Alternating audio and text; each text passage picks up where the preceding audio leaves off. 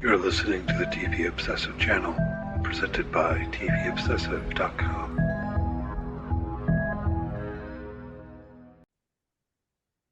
Okay, welcome back to the TV Obsessive Podcast. Here today for episode 108. As always, my name is Cameron Crane, executive editor for TVObsessive.com. I'm joined by Ryan Kirksey, writer and contributor for the site. How are you doing today, Ryan? Oh, really good. We are so back with TV. We are so very back. There's so many good things, and actually some not good things that came out this week that we may touch on later. But a lot of things dropping as we're recording here on a Friday. Some things that have already come out, things that we still have to watch. So yeah, excited to get into talking about all of it. Yeah, absolutely. So it's June 27th, right? So Squid Game came out today, I guess in the wee hours. I haven't had the chance to watch any of it yet. Yeah, you haven't either, shaking your head.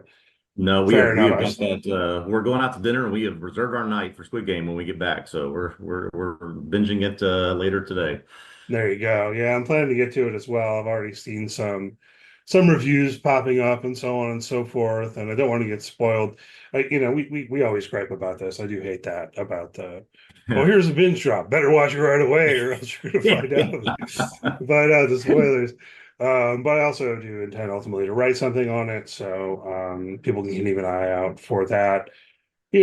Coming down the line, I don't know how long it'll take me to watch it and then think and put my thoughts together. And this is the end of Squid Game. So at least what I have in mind is that kind of, comprehensive type assessment of Squid Game as a whole, ultimately. So it might take me, a little while. We also got The Bear on Wednesday, right? Which we're going to talk about a bit, and we're going to put out a separate little podcast just on the first half of season 4 of The Bear. First, as per usual, we'll talk about what's been in the news a bit and so on. We're going to continue with Murderbot. This is our regularly scheduled programming, as it were. We've been doing Murderbot week to week, but we want to talk about The Bear. Ryan has an article out on the first episode of the season, and is going to have more stuff coming, down the pike this weekend or what have you. Keep an eye for that as well. But yeah, so hopefully this is clear to people. You're listening to this podcast right now. Um, Regular deal. We'll talk about the news and stuff, and then we'll get into Murderbot. And then, if you're interested in hearing us talk about the bear, keep an eye out for a separate pod, which should also drop this evening on the first half of the Bear season 4. Yeah, yeah. Beyond those things, why? I mean, certainly catching up on, sticking with Murderbot, catching up on the Bear. Got tonight reserved for Squid Game. There also was another show that dropped this week on Disney Plus. I did check out the first three episodes of Ironheart. This is the latest MCU Marvel Television Studios Yeah, isn't show. it good? Well, three episodes dropped Tuesday, and then the first three and the last three will drop this coming Tuesday. All I can say about Ironheart is I can see why they dropped this in the middle of perhaps the biggest TV week of the summer, just so they can move it on and get out of the way and not have to worry about many people talking about the potentially bad reviews because they're talking about everything Yeah, else. But this is not doing it for me through three episodes. yeah. There definitely is the vibe around that one of them saying, yeah, don't pay too much attention to this. It's like, Yeah, we've got it, it's done. We might as well release it, but yeah. We've paid everybody. We've paid for the marketing. We're going to put it out, but we know it's not going to win against the Bear and Squid Game. so interesting. I don't know. Like, hopefully, by the end of it, you feel like it was worth your time. Um, the only other thing I wanted to mention is, I mentioned Pablo Torre finds out on here multiple times. And I've probably mentioned Mike Florio and PFD at least once. Mm-hmm. Um, Get that. So the story that broke is about this NFL collusion case and all of that. And I don't want to get into the weeds about that at all. But previously, I think it was last month, Florio had Pablo on to talk about the Jordan Hudson thing. Mm-hmm. Anyhow, this past week, there's a Pablo Torre finds out episode. Mike Florio's on the guest, and they're talking about the collusion case. And so I don't know. Like, I guess it might vary a bit whether people like these figures at all. I don't even know for sure if you do, Ryan. But I just found it to be really entertaining because it very much gave me the feeling like Pablo Torre and Mike Florio met last month, and now they're just best friends forever. That's what it felt like. So, yeah. Yeah, I Anyway. keep meaning to add, subscribe to that Paul Victoria show and check out more of it. As you keep raving about it. I need to make it a priority to go in and catch more of that.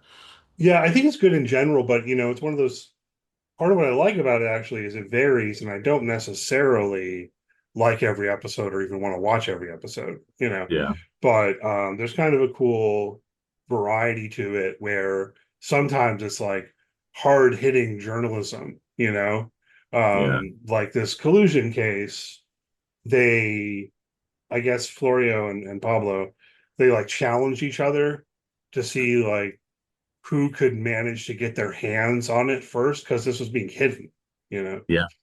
Um, and so that's really in the kind of vein of this is hard hitting journalism because they're basically telling you things the NFL does not want you to know, Right, right? right. And then other episodes, it's like Pablo's sitting around with Mina Kimes and Dan Levitard, and they're like chatting about articles they read this week, Okay. whatever, like so it varies a bit between like really casual and really kind of you know hard journalism. But I don't I know. like that mixture as a format. Yeah, that sounds good. Yeah. Anyway, the main thing I was mentioning, I guess, is just if people are familiar with Pablo Torre and Mike Floro separately, I found it Yeah. just like weirdly enjoyable to see them together.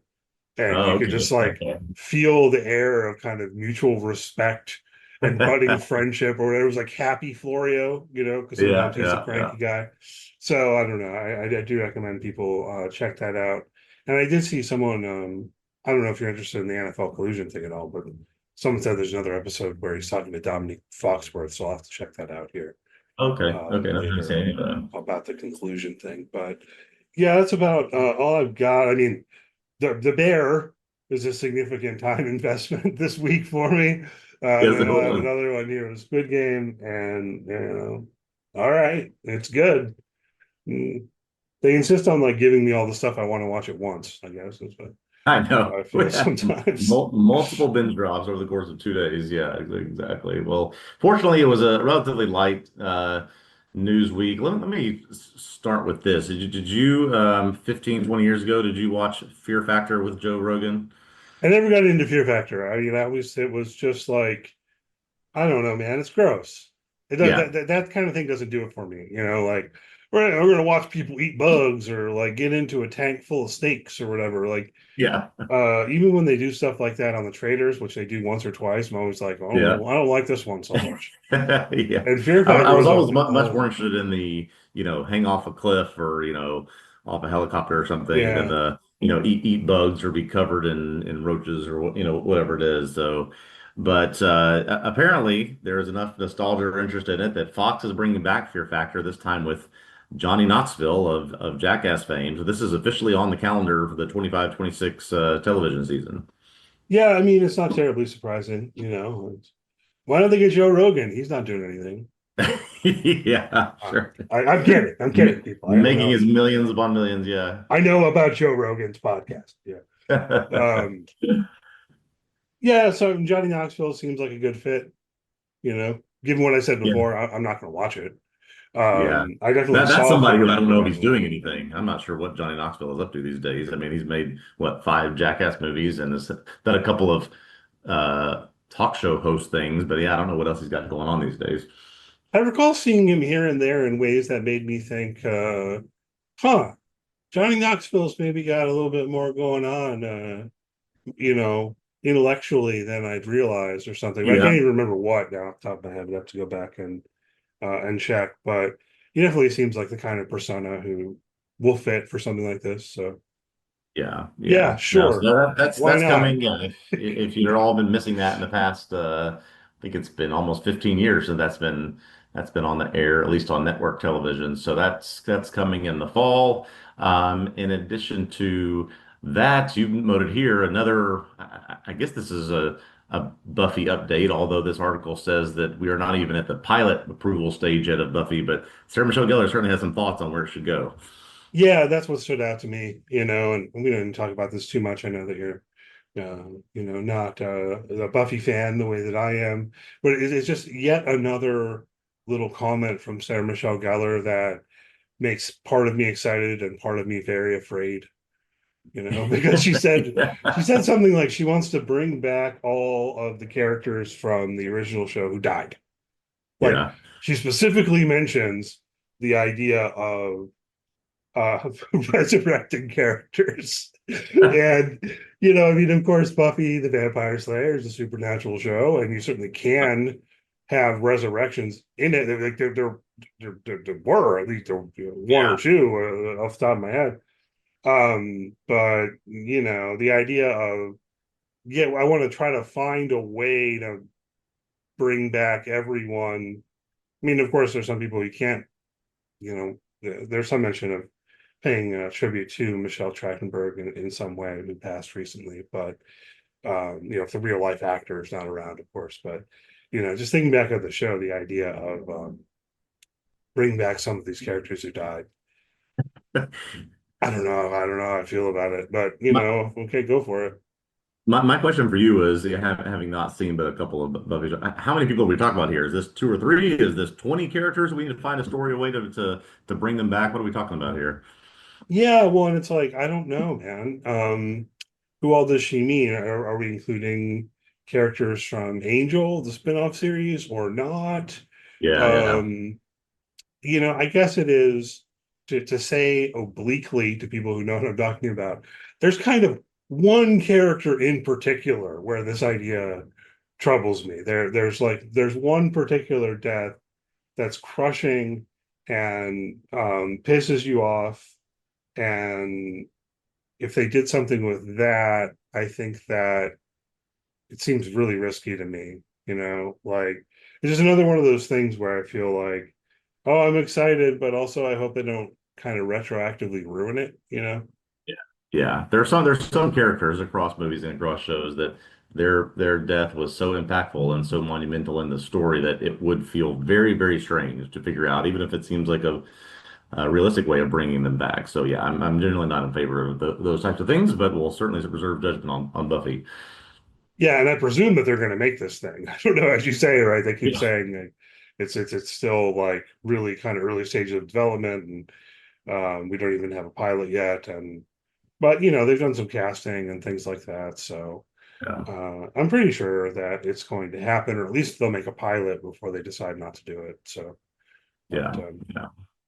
also something I'm unsure about, we both noticed here, is Very Young Frankenstein, which this seems to be really, really early stages of development, likely to happen probably. Mel Brooks has signed off on it, but this is part of what caught my eye. I wasn't sure how involved he would be. I don't get the feeling he'd be super involved, but I don't know. Thoughts about this? Thoughts about Very Young Frankenstein as a kind of Yeah. spin-off of the Mel Brooks film, Young Frankenstein?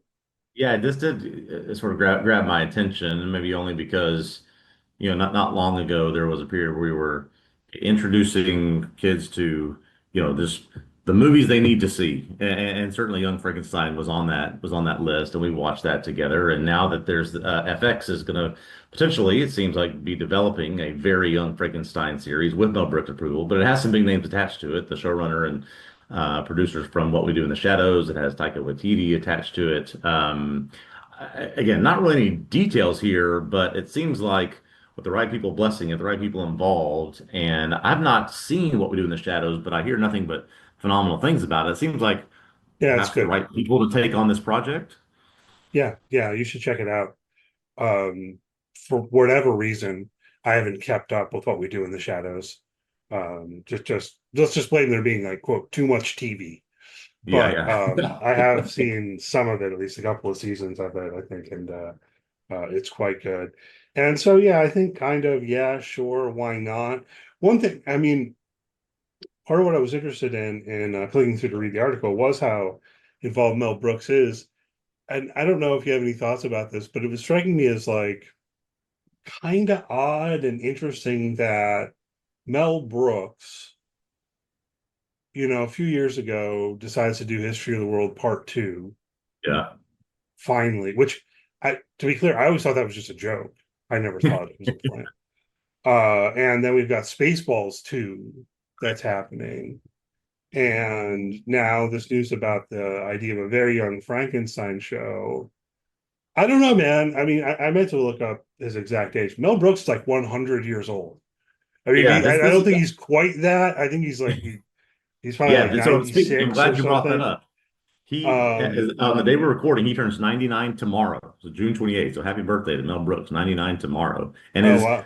and has is in the Spaceball sequel that is coming out in 2027. So he has played a role in that. Yeah, yeah, it just seems like I don't know, I'm at the end of my life, want to revisit some of the things that I've done and really leave one more mark before I'm gone type of thing. But yeah, as you said, I'm not sure how involved he will be, but it's certainly given his blessing to this. Yeah.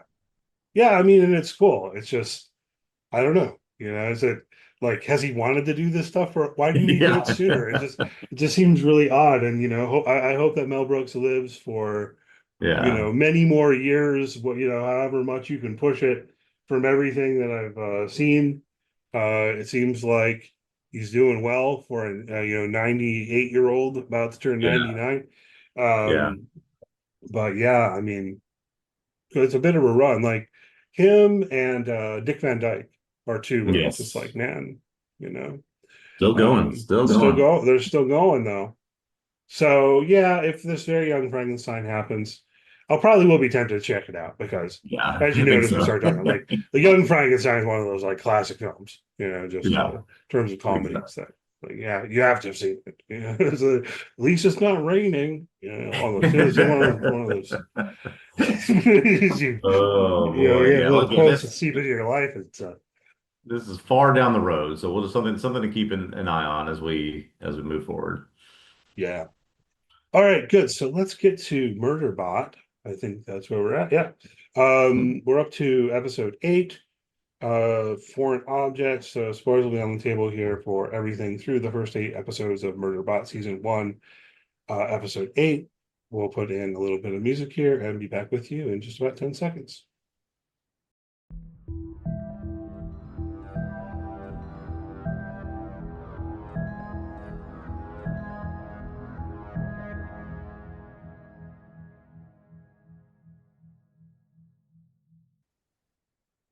Okay, we're back to talk about Murderbot on Apple TV Plus, episode 8, titled Foreign Object. This episode written by Chris White and Paul White and directed by Aurora Guerrero.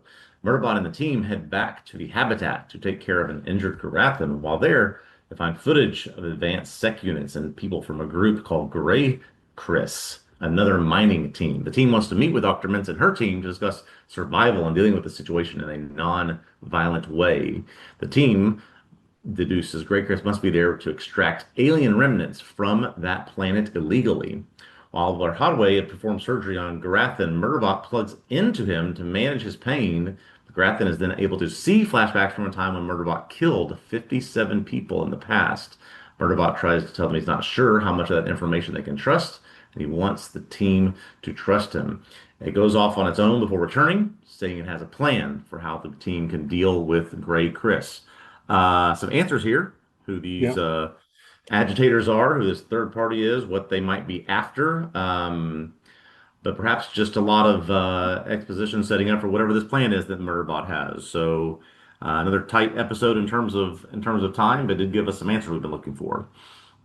Yeah, a little bit, right? I mean, kind of some stuff that we saw coming. We still don't really know what's going on with these Yeah. Gray Chris people. At least we've got a name for them. I don't believe we got a name for the woman who appears to be their leader, No. played by Amanda Brugel. I got the actress's name, but not the Yeah. character. Um, so we'll see. I mean, presumably they are going to go and meet up, and then here in the home stretch of the season, hmm we're finally going to find out what's really going on. Looking forward to that. Definitely enjoyed the episode. Definitely some great moments of humor here. Yes. Probably the one I Yes. enjoyed the most was when Murderbot's going to hook up to Garathan and Mensa asks if he got this from Sanctuary Moon. And Yeah. he said, no, no. And then in his inner monologue, he mentions the other TV show he got it from. Yes. Yes. That was, They're all based on realistic cases. yeah. Um, So good, yeah. I mean, not a ton moves things forward. I do wonder, as you mentioned in your little summary, Garathan, finds out that Murderbot killed 57 people, precisely 57 somehow. I don't know. Yeah. But this seems to relate to that memory that Murderbot's had trouble accessing itself. Did this happen before Murderbot was refurbished? That's what I've always kind of guessed. Um, but I don't know. Also, at this point, I guess part of me finds myself wondering how important this is going to be, right? Like in terms of the Yeah. details of what happened. Do you think that's going to be important, or is the significance more in terms of how narratively it serves a purpose because Garathan finds out, and that again kind of stirs up tension between the characters here. I think this, in my mind, this is going to be sort of the crux of what happens over the next couple of episodes because there clearly has to be some sort of arrangement where they meet with this other group. Yet I'm sure that Dr. Mintz and her team are hesitant to do that, and they would feel like the only way that they could go to such a meeting is if they have protection. Well, do they have protection if they trust Murderbot or not? So I think the decision of what do we think, they already had these questions and these sort of factions that were forming of do we trust it or not? And now we've got the sense of if it's even, whether it's true or not, or whether it was before refurbishment or not, there's something in this past that shows that you killed these dozens of people. Whether they choose to go along with Murderbot's plan, I think is the big decision remaining in this last two episodes. Yeah, that was another bit I liked in that exchange where that's not why I call myself Murderbot. That's right. Um, do we know why it calls itself Murderbot? I mean, I feel like it's just because it sounds cool.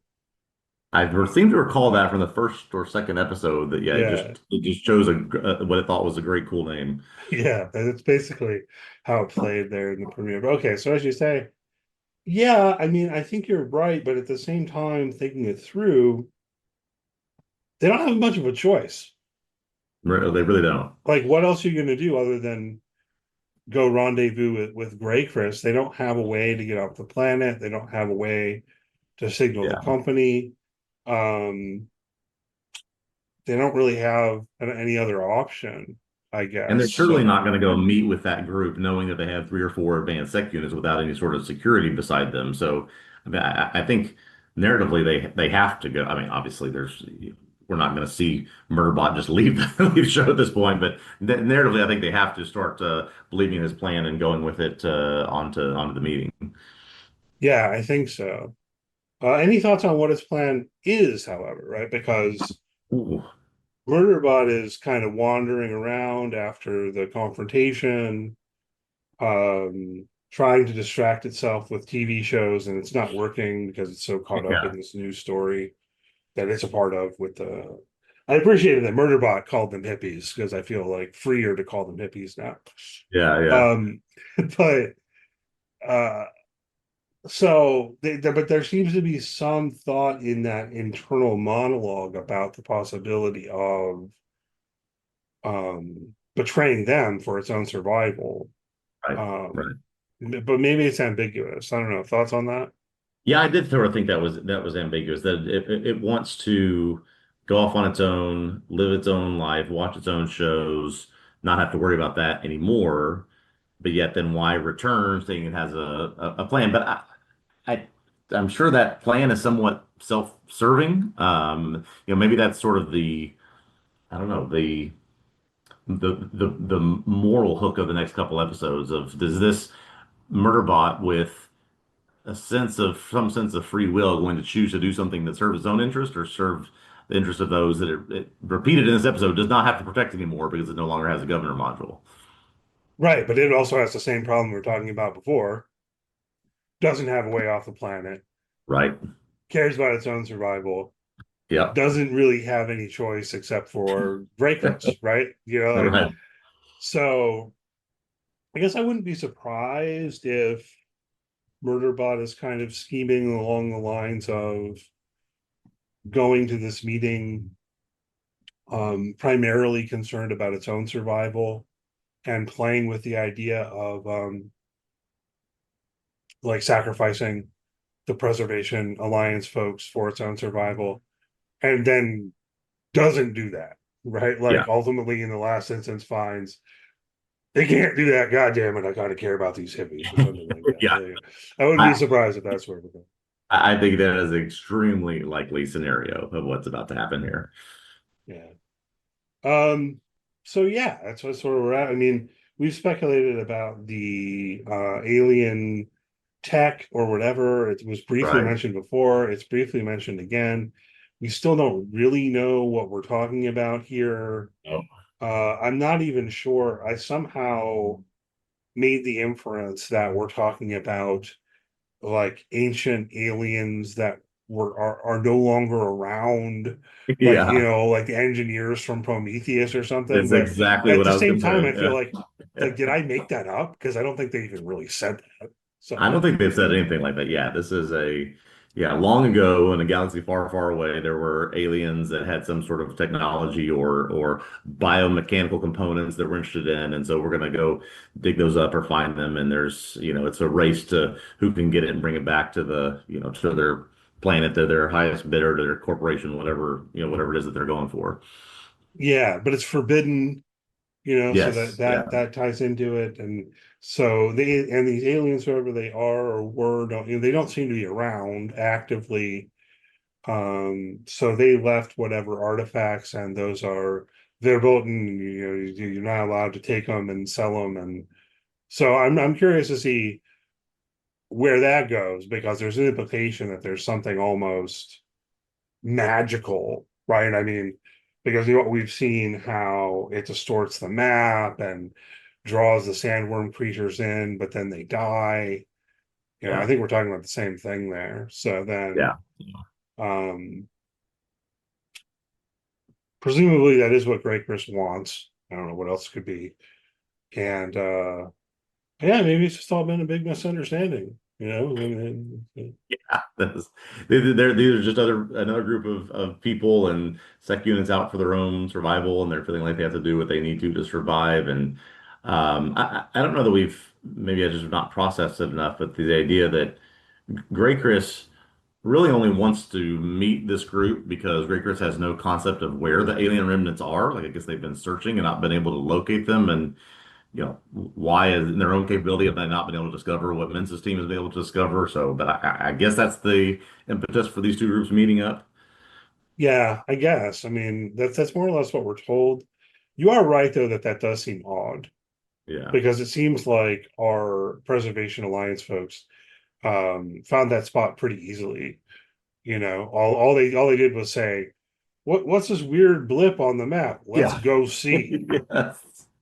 Yes. So I don't know if there's any more to it, if we'll get any more explanation, if we'll just have to accept that. But it does seem like, yeah, Grey Chris wants the information that Prezox has, and they at least think or fear with some legitimacy that once they give that information, then Grey Chris will just simply kill them. There's some legitimacy to that, because we are talking about a group here that just like massacred all the other people at the Delphi place.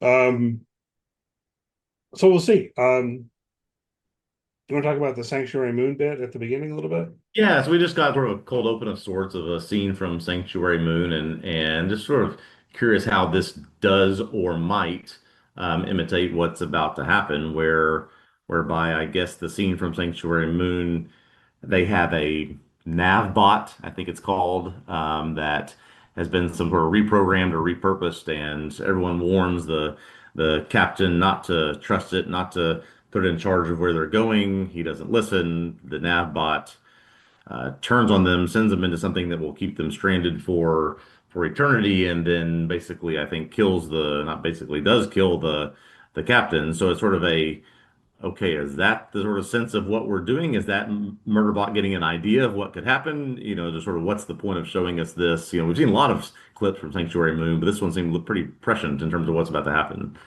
Yeah, I mean, I definitely think there's at least some kind of parallel or resonance of questioned, if that makes sense. it is interesting how in the Sanctuary Moon episode, so apparently the Navbot had already killed the captain, right? But then they reprogrammed her or it, whatever that one's pronouns are. Yeah. Um, and Clark Gregg's character is insisting, "Oh, it's fine now, guys. Yeah, It's just everything's good. we reprogrammed it. Everything's fine." And and he's very wrong, right? So there's definitely that parallel that we know that Murderbot's been refurbished and all of that, Yes. right? Yeah. Yep. We're presuming that when Murderbot killed those 57 miners, that was before and maybe led to that refurbishing whatever's involved in that exactly, right? So I think it definitely at least resonates with the question of whether there's this possibility that Murderbot is going to um decide to kill everyone, right? Yeah. Yeah. But I don't think Yeah. it is. So I don't know if it's a precise I point. don't get the sense that yeah, it's going to pull this kind of move that the Navbot did, and that it will turn on this crew that we've come to know. That's not the impression I get of what's going to happen in the last two episodes. Yeah, we don't get to see exactly how that ends up in Sanctuary Moon, and Murderbot gets interrupted in his viewing experience, and Right. then later it doesn't go back to that episode. It's trying to distract itself with old favorites or what have you.